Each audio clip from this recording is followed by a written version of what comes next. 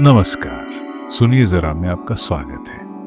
मेरा नाम है रोहित दुबे और मैं आपको सुनाने जा रहा हूँ श्री राजेंद्र यादव द्वारा लिखे उपन्यास सारा आकाश का तीसरा अध्याय।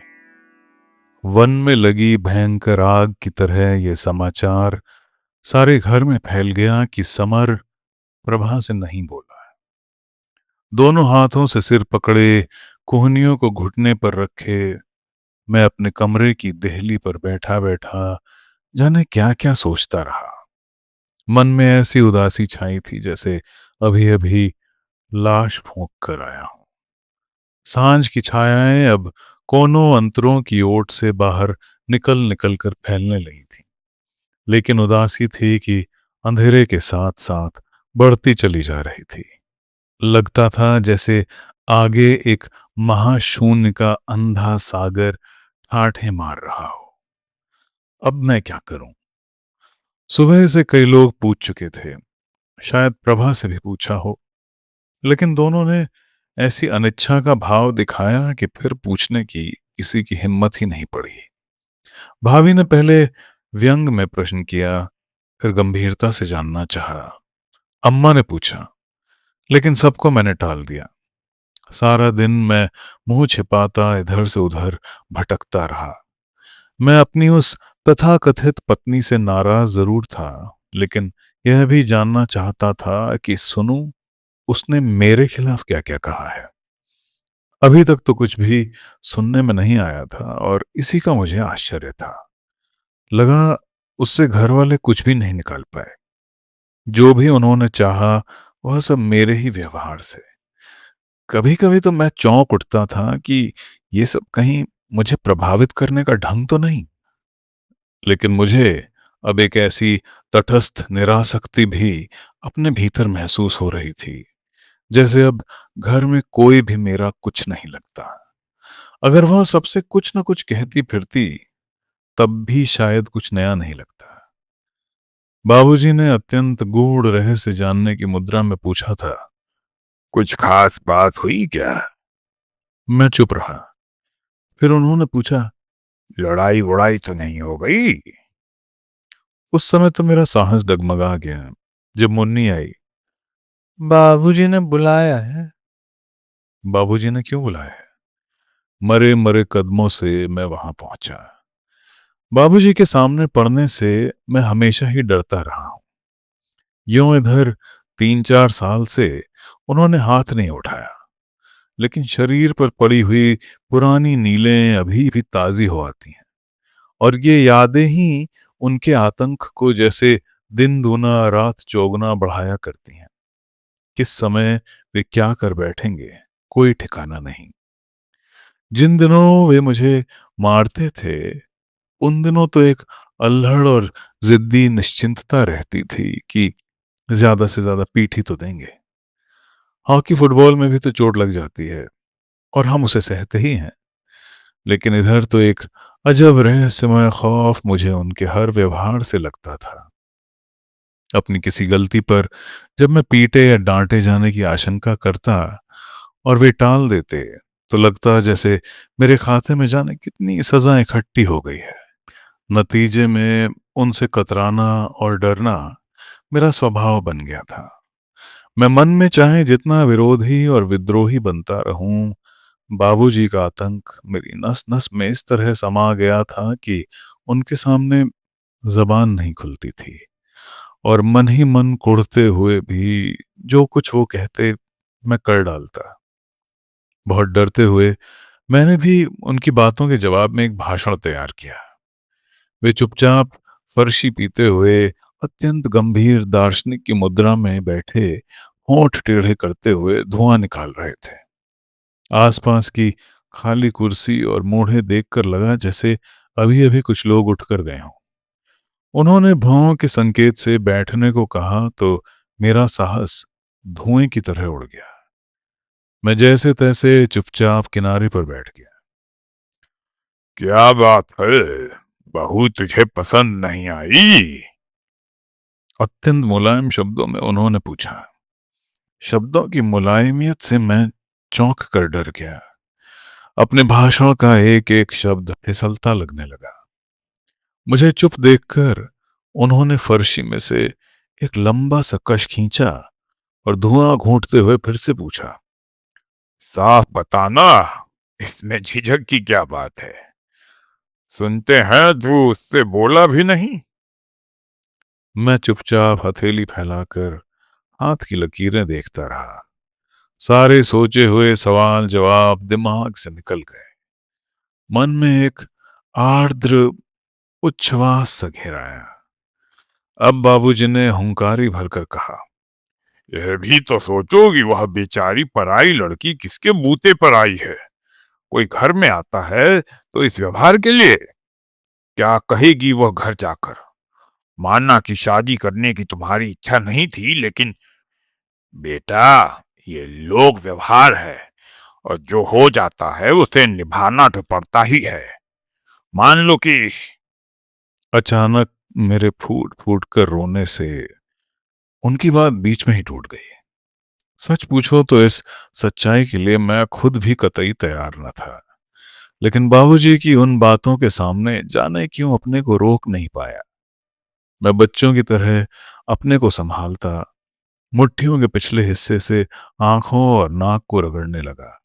और जब उन्होंने समझाने के स्वर में कहा कि जाओ, ऐसा लड़कपन नहीं करते, तो मैं चुपचाप उठकर चला आया। अपने पढ़ने की कोठरी के दरवाजे पर बैठा बैठा मैं बड़ी देर तक निरुद्देश्य जाने क्या क्या सोचता रहा। बेसिर पांव की बातें। इस सारे कांड में मुझे अपनी गलती ही दिखाई नहीं देती थी। यह शादी मेरे उच्चादर्शों और महत्वाकांक्षाओं के लिए जहर थी। यह जानते हुए भी कि कहीं यह आशा थी कि चलो लड़की पढ़ी लिखी और समझदार है, हम लोग एक दूसरे को समझने की कोशिश करेंगे, बनने में मदद देंगे। चाहता तो मैं भी अपनी सुहागरात के दिन उसे खींचकर पलंग पर डाल देता और अंधाधुंध उसके रूप का बखान शुरू कर देता। या बिल्कुल जाहिलों की तरह कोई तोता या बिल्ली ले जाता और ऐन मौके पर क्रोध में उसे मारकर जिंदगी भर के लिए अपना रौब गालिब कर लेता।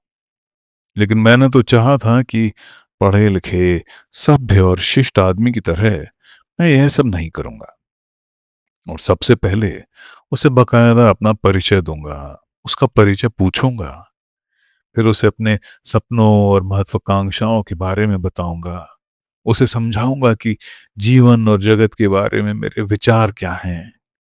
यह सब अच्छी तरह समझा चुकने के बाद नम्रता से पूछूंगा, कहिए, इन सब में आप कहाँ और किस तरह मेरी सहायता करना चाहेंगी?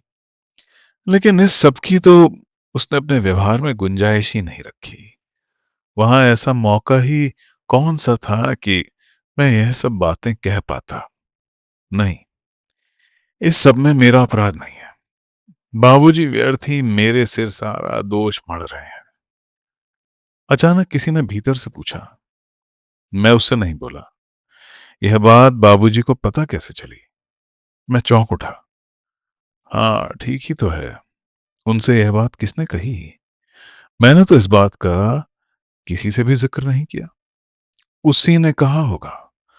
मुझे तो सुबह से ही इस बात पर आश्चर्य हो रहा था कि क्यों वो इस इतनी महत्वपूर्ण बात को अत्यंत तुच्छ बनाकर उड़ाए हुए है। क्यों नहीं उसने किसी से कुछ कहा? लेकिन उसके बताए बिना कोई जान ही नहीं सकता। आखिर औरत है ना। अम्मा से चाहे ना कहा हो, लेकिन मुन्नी या भाभी से जरूर कहा होगा। मुन्नी या भाभी से मालूम करूं? नहीं, ये पूछना अपनी कमजोरी होगी। ये फिर झट उसके कान में जाकर बात पिरो देंगी तो सोचेगी कि कितना कमजोर आदमी है। कमजोर? अभी तो उसने मेरी मजबूती की एक ही झलक देखी है। लाला जी, क्या सोच रहे हो ऐसे डूबे हुए? तभी जाने किधर से निकलकर भाभी ने कहा, तुम्हारी तो शादी ना हुई।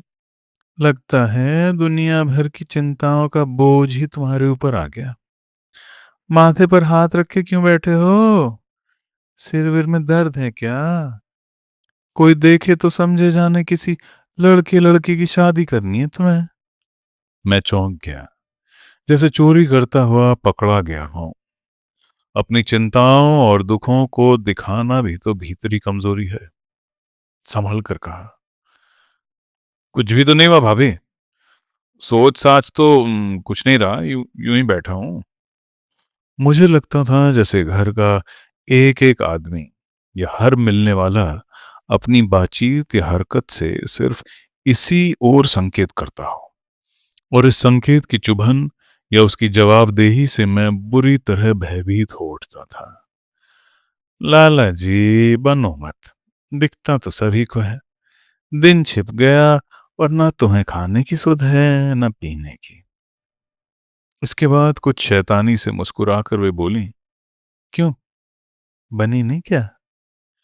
उनके मजाक को समझते हुए भी गंभीरता से जवाब दिया, और भाभी बन भी नहीं सकती। घमंड में अपने सगे से सगे का नहीं सह सकता। हाँ, चाहे कितना ही खूबसूरत या पढ़ा लिखा हो, ऐसे घमंड को यहाँ जूती पर रखते हैं। आज भी नहीं कह सकता कि इतनी जोर से मैंने बाबूजी की बात का जवाब दिया, घर में कहीं बैठी प्रभा को सुनाया, या सिर्फ भाभी से बात कही। सो तो बात हमें भी लगती है लाला जी। भाभी ने इधर उधर शंकित निगाहों से देखते हुए धीरे से खुसुर फुसुर करके कहा, प्रभा में थोड़ा सा अपनी पढ़ाई और खूबसूरती को लेकर गुमान तो है। मुझसे पूछो तो कोई ऐसी परीजादी भी नहीं है। यूं अपनी उम्र पर खूबसूरत कौन नहीं होती? हम नहीं थे? अम्मा जी नहीं थी? और कहने के साथ ही वो अपनी बात पर लजा गई। मैंने उपेक्षा से सिर झटका। ऐसी खूबसूरत है तब तो ये हाल है। अगर सचमुच खूबसूरत होती तो न जाने दिमाग का क्या हाल होता। मैं जोर से ही बोला था ताकि वो भी सुन ले। भाभी मेरी बात समझ गई, खुशामद से बोली, तुम्हारे हाथ जोड़ूं लाला, जरा धीरे बोलो, नहीं तो कोई जरा से मैं समझेगा कि तुम्हें जाने क्या उल्टा सीधा सिखा रही हूं। सिखाने की क्या बात है भाभी, मैं क्या समझता नहीं हूं? अंधा तो नहीं हूं। कहता था कि मुझे इस कुएं में मत डालो मत डालो, पर तब तो तुम्हें भी जिद चढ़ी थी कि इसके गले में ही फांसी का फंदा क्यों ना पड़े। बताओ अब क्या करूं? अच्छा छोड़ो लाला जी, तुम भी क्या जरा जरा सी बातों में सिर खपाया करते हो। स्नेह और आत्मीयता से भाभी बोली, चलो खाना खा लो, सब धीरे धीरे ठीक हो जाएगा। तुम्हारा भी खून गर्म है, और वो भी अभी बच्ची ही है। मैं समझा दूंगी उसे। तब भी उसे ऐसा करना नहीं चाहिए था। पर सबसे बड़ी मुश्किल तो यही है कि अपने को जाने क्या समझती है। हमें तो बात करने लायक भी नहीं मानती। कोई आए कोई जाए, न घूंघट न पल्ला, बस किताब ले आई है अपने घर से, सो उसे ही पढ़ती रहती है, और तो कुछ लाई नहीं है। जो है सो तो है ही, पढ़ाई का दिखावा बहुत है। खैर लाला जी, तुम अपनी पढ़ाई लिखाई इस सब के आगे क्यों बर्बाद करते हो? फिर भाभी थोड़ी देर चुप रही, सोचती सी बोली, कल सुबह का खाना वही बना रही है। तुम्हारे भाई साहब तो कहते थे कि खाना क्या बनाती है, अमृत बनाती है, उंगली चाट चाट कर खाओ तब भी संतोष ना हो। उन्हें क्या पता है? मैं सहसा पूछ बैठा। भाभी कुछ चौंकी, फिर साधारण बात की तरह कहा, देखने गए थे तो खा आए होंगे, तभी से तारीफ के मारे घर भरे दे रहे हैं। कल तुम ही देख लेना। फिर वे मुड़कर चल दी। अच्छा, तुम्हें मेरी कसम, दो रोटियां खा लो, मैं चलकर परोस रही हूं। सुबह से ही घर का वातावरण मुझे इतना बोझीला, दम घोंटू और उबाने वाला लग रहा था कि खाना तो क्या, पानी पीने की इच्छा नहीं हो रही थी। पर अब भाभी से बातें करके जाने क्यों मन हल्का हो गया। चुपचाप उठकर रसोई घर में जा पहुंचा। रात को फिर अम्मा बाबूजी ने अप्रत्यक्ष और मुन्नी तथा भाभी ने साफ साफ मुझसे आग्रह करके कहा, ऐसा होता ही रहता है। इस तरह की बातों पर जिंदगी भर के लिए लड़ा जाता है। जिसके साथ सात भांवरे डालकर लाए हो, उसे तो निभाना ही पड़ेगा। आखिर वो बेचारी करे भी क्या? कसूर उसका ही हो तब भी ऐसे मौके पर माफ कर देना ही ठीक है। 2 दिन बाद उसके भाई उसे लेने आ जाएंगे। क्या कहेगी घर जाकर हमारे बारे में? सारी बिरादरी में बदनामी होगी, सो तो होगी ही। संबंधों में भी तनाव आ जाएगा। अब वो माफी मांग लेगी। पर इस सारे वातावरण में मुझे भी जाने कैसे जिद आ गई थी। मैंने भी मुन्नी से साफ साफ कह दिया, आप लोग मुझे रात को यहां सोने देना चाहें तो सोने दीजिए, नहीं तो दिवाकर या किसी और दोस्त के यहां जाकर पड़ा रहूंगा। लाला जी, जब तुम्हें जिद चढ़ जाती है तब तुम किसी की नहीं मानते। अब ये भी कोई बात हुई? कभी कभी तो बड़ों का कहना ही माना करो। नहीं भाभी, नहीं नहीं, एक कहना मानकर तो ये सुख पाया, अब तो मेरा पीछा छोड़ दो। उन सारे लोगों की बातों में जाने अस्पष्ट सा क्या था कि मेरे हठ को बढ़ाए जा रहा था और कल की घटना कई गुना बढ़कर सामने आ रही थी। तभी मैंने देखा, दरवाजे पर कोई छाया सी आई, वहीं द्वार के पास आकर खड़ी हो गई। भाभी ने देखा तो पास जाकर चौखटे के पास कान ले जाकर बोली, क्या लाई हो? दूध? अरे, तुम क्यों लाई?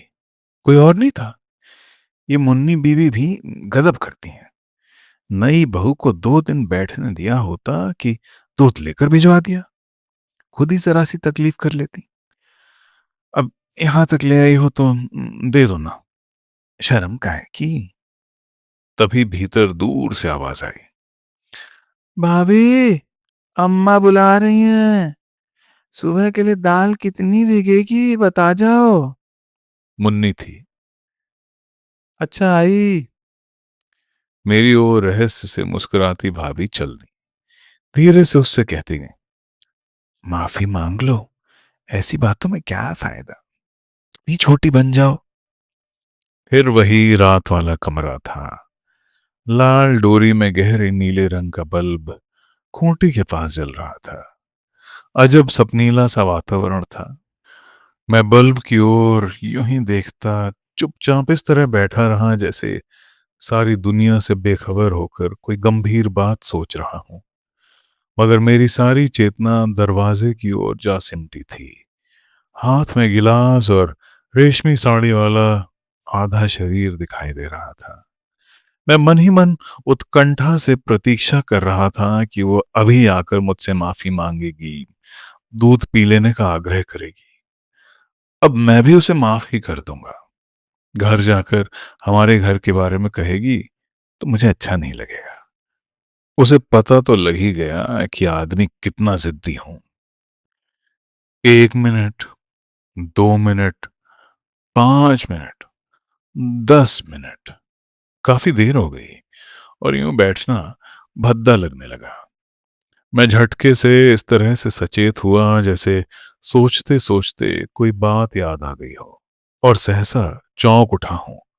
फिर भी घुटनों पर हाथ रखे इस तरह बैठा रहा जैसे उठने ही वाला हूं, और तब खड़ा होकर द्वार की ओर इस तरह चलने लगा जैसे मुझे पता ना हो कि वहां कौन खड़ा है। निहायत लापरवाही में उसके स्पर्श से बचता हुआ मैं द्वार से निकल आया और वह दूध लिए यूं ही चुपचाप खड़ी रही।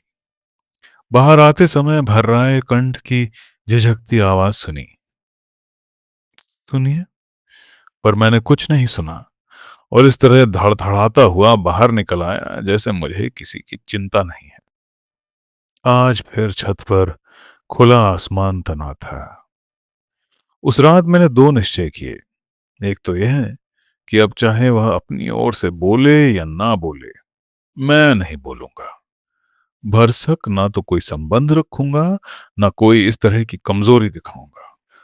दूसरे, खूब ध्यान से पढ़ूंगा और अपने पुराने कार्यक्रम पर इस तरह लौट आऊंगा जैसे कुछ भी ना हुआ हो। एक बुरा सपना देखा था, जो बीत गया। सुबह खाना बना।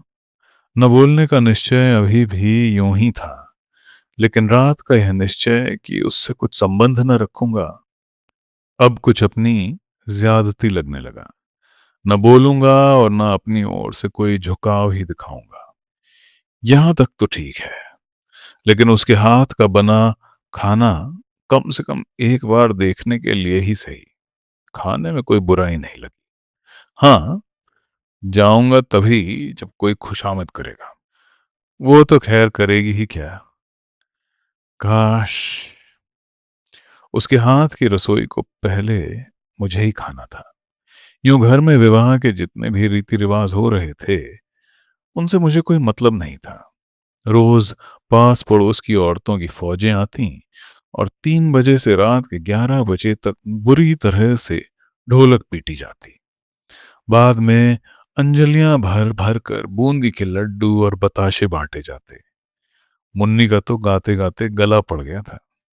भाभी बड़ी बूढ़ियों के पैर लगते लगते और उनके लिए पान लगाते लगाते बुरी तरह झल्लाने और बड़बड़ाने लगी थी। ऐसे समय में अकेली कमरे में चुपचाप कोई किताब पढ़ती या अपनी समवयस्काओं से, जो उसे देखने मिलने आई होती, बातें करती प्रभा के पास वे पानों की डालियां और पानदान रख जाती। और जब कभी सुना आती कि छोटी बहू बड़ी से ज्यादा सुंदर, सलीकेदार और शिष्ट है, तो आकर अपने आप से बोलती, तुमने अभी तक पान नहीं लगाए बहू। वह मौसी जी और अम्मा जी मेरी जान खाए डाल रही हैं कि ला पान ला, लो मैं लगा डालूं जल्दी जल्दी। तुम नई बहू हो ना, सो लजा रही हो। और फिर दो चार लगे हुए पानों को ले जाकर बाहर वालियों की बातों में शामिल हो जाती कि इस शादी में उन लोगों को कितना कम मिला है।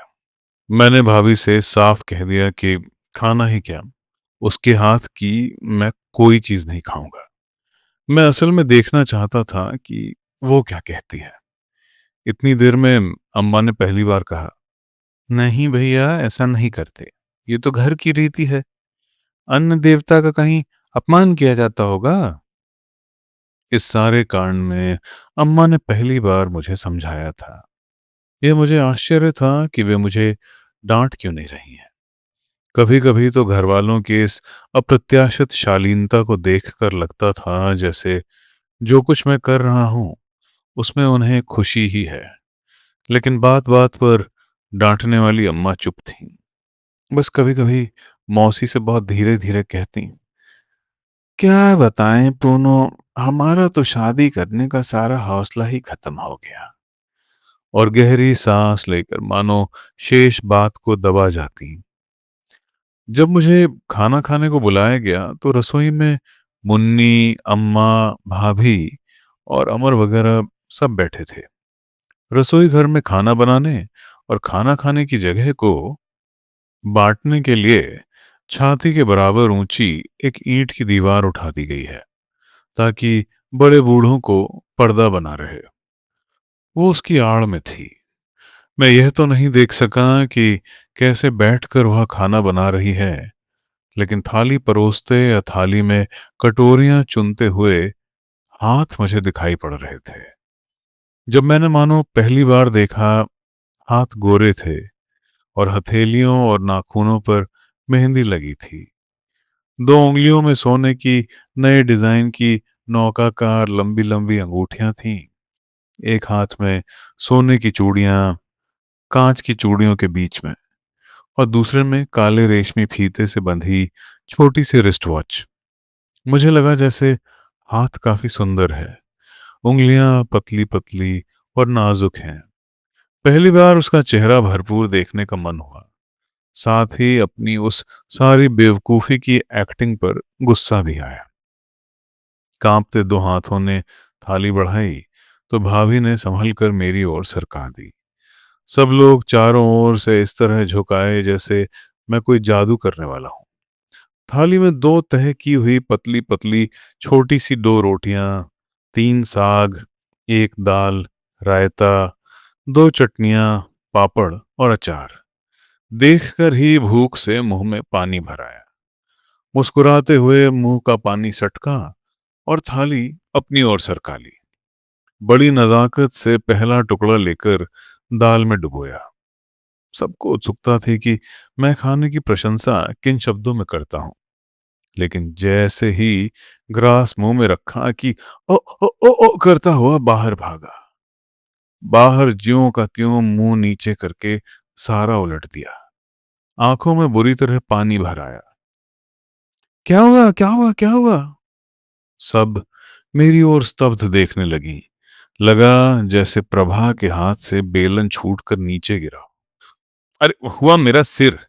दाल कड़वी जहर कर रखी है। मुझे नहीं खाने ये 56 भोग। मैंने शहीदों की तरह झुककर एक टुकड़ा तोड़कर माथे से लगाया और फिर जोर की ठोकर थाली में मारकर उछलती कटोरियों को बिना पीछे मुड़कर देखे ही बाहर चला गया। शायद रुआंसी सी आवाज भी सुनी थी। मैंने तो चख ली थी दाल। खूब बावेला मचा। बहू खाना बनाना नहीं जानती, अब ये सब भी सिखाना होगा। भाभी ने ताना कसा। दिखाते वक्त किसी को क्या पता कि खाना किसने बनाकर खिलाया है। बड़ी चली थी रिस्ट वॉच पहनकर खाना बनाने। बोलो, घड़ी का तुम चूल्हे में करोगी क्या? या तो फैशन ही कर लो या काम ही कर लो। अरे, पहली बार तो ठीक से बनाकर खिला देती, अब चाहे अमृत ही बनाती रहो। ये बात तो वाने से रही। अम्मा की बड़बड़ाहट सुनी। बड़ी आई, दाल तो मैंने चख ली थी। अरे, तुम्हारे यहाँ निरा नमक खाया जाता हो, हमें क्या मतलब? जरा कम ही डाल देती। दोबारा मांगने में कौन सी इज्जत जाती है? लो, अब इन्हें ये भी सिखाओ। हमें तो इस शादी में कुछ भी नहीं मिला, ना लड़की मिली ना। जाने क्यों मुन्नी बिल्कुल चुप थी। मुझे ऐसा लगा जैसे वो प्रभा की ओर है। दूसरे दिन उसके भाई आए और वो उनके साथ चली गई। जिंदगी में थोड़ी सी हलचल आई, चर्चा हुई और फिर पहले जैसी गति आ गई। दूसरे दिन ही रसोई से उठने वाली घी और पकवानों की खुशबू बरसों पहले की बात हो गई। तो दोस्तों, ये था सारा आकाश का तीसरा अध्याय। अगला अध्याय हम जल्दी लाएंगे। सुनने के लिए शुक्रिया।